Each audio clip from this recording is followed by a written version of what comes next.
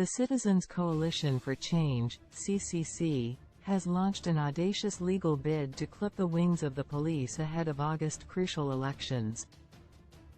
In a sign the opposition party is now ready to take the fight to state institutions, CCC filed a High Court application last week seeking to bar the police from interfering in its campaign activities.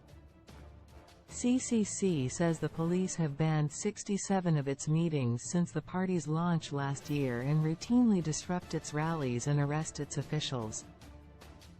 Party officials accuse the police of selectively and unfairly enforcing the law by allowing rulings on new PF gatherings while blocking most CCC events.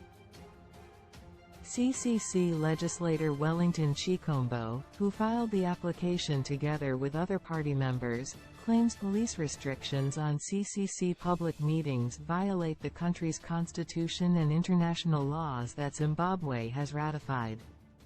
The feisty opposition party wants the High Court to issue an order restraining the police from banning any more CCC gatherings. CCC leader Nelson Chamisa says the uneven political playing field favors ZANU-PF but insists his party will not boycott next year's elections. Instead, he says, it's time for CCC to show what we are made of. Political analysts warn the restrictions on CCC campaigning, if not addressed, could produce a contested vote and complication post-election period.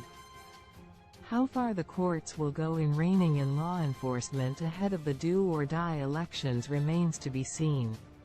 But one thing is clear, CCC has now cornered the police in a court of law.